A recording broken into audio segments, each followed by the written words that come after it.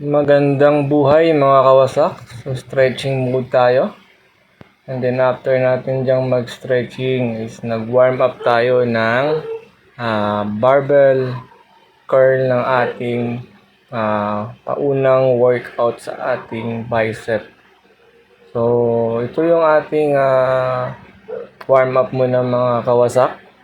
So ito time natin ngayon para magwasak ng ating bicep. So dito medyo magaan lang tong ating DIY na barbell. So kung mapapansin nyo mga kawasak, ay dahan-dahan yung ating execution ng ating barbell bicep curl. So bakit ba dahan-dahan itong ginagawa natin?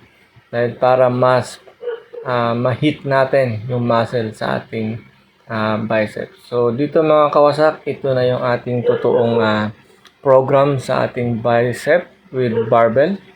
So yung weights nga pala dito mga kawasak sa ating na binubuhat is dalawang 10 pounds na plates. So total of 20 pounds yan mga kawasak. So dahan-dahan, ito yung pinaka-effective way mga kawasak ng pagpapalaki ng ating bicep or ng kahit anong klase pa ng ating muscle part. Kasi mga kawasak, kung mapapansin nyo, kung mabilis yung ating execution, wala ampaw yung nangyayari. So dyan sa mga nanonood sa video ito, so yun yung ating pinakasikreto, paano ba yung mabilisan at magkaroon talaga tayo ng growth sa ating muscle. So dahan-dahan, mas nararamdaman natin at mas napifeel natin at natatamaan ng tama yung ating muscle na pinapalaki o inihit nating muscle. So dito mga kawasak, nagdagdag tayo ng tigpa 5 pounds sa each side. So total po niyan is 20 pounds na po yan mga kawasak. Kasi 10, 10, 20 plus 10. So yun, medyo mabigat na yan mga kawasak. 30 pounds na po pala yan. So ganun po yung sekreto. At isa pa mga kawasak, dapat tama yung form natin. Iwasan nating mag-swing yung ating body. So dapat ang ating lang pinapagalaw is yung ating arm papunta pataas sa ating bicep. Kasi at kung gagalaw ka, so parang hindi mo matatamaan yung tamang part sa ating bicep. So siyempre, kailangan nating i-flex para yung sa ating blood flow. So hindi ibig sabihin nag-flex tayo is pinagmamayabang natin. So siyempre, maliit pa lang naman yung ating progress dahil kakasimula lang natin mga kawasak. So nag-start tayo November 1 lang, araw ng mga patay. Siyempre, yun yung araw na hindi natin makakalimutan kaya nag-start ako ulit mag-workout. Although noon pa ako nag-workout pero on and off, natipigil tayo. So ngayon, hopefully, ay magdire-diretso na to ang ating nasimulang fitness journey mga kawasak.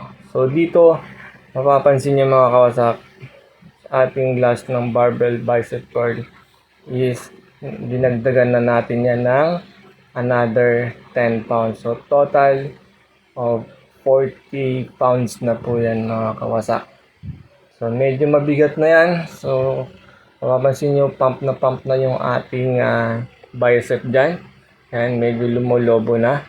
So dahil nga dyan sa ating proper form na ginagawa natin mga kawasak. So yun, medyo nahihirapan na tayo. Pero syempre, kailangan nating kumpletuhin yung ating set.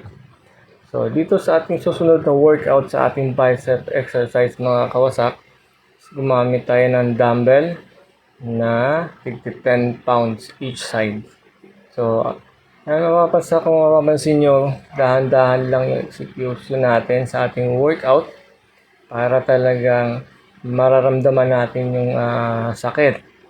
So, ibig sabihin, pag nagkaroon tayo ng pakiramdam na masakit sa ating part natin wino-workout, is tama yung ating formation. So, di ba? Kitang-kita niyo naman mga kawasak, yung pag-pump ng ating bicep. So, yun yung sikreto mga kawasak. Hindi yan sa pabilisan o paramihan ng counts. So dito sa ating pangalawang dumbbell curl na naka-seated is sinamahan natin ng alternating na naka-steady yung kabila. Kasi mga kawasak dyan, the purpose of that is na-squeeze natin mabuti yung ating bicep muscle. So, di ba? Mahirap yan mga kawasak sa simula. So, syempre, para magawa natin ng tama yung ating workout, syempre dapat yung kaya lang natin na bigat yung ating bubuhatin. So, iwasan natin yung pagiging attitude na ego lifting. Kasi mga kawasak, yan talaga wala yung magiging progress. Di ba?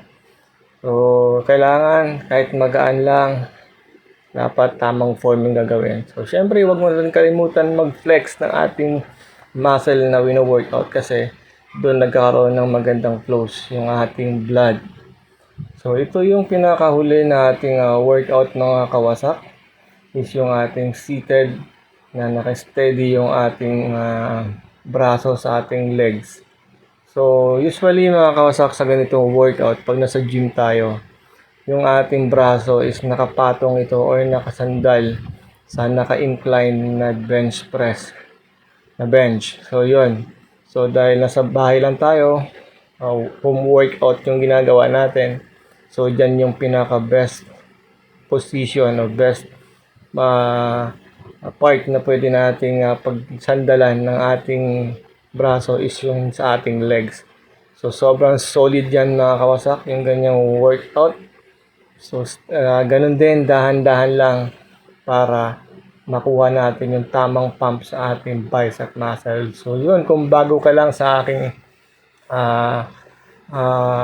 Facebook account mga kawasak, huwag niyong kalimutang mag-follow, like, and share niyo itong ating video para mas nakakapag-encourage pa tayo ng ibang mga kawasak natin dyan na gusto rin maging healthy. Bye-bye!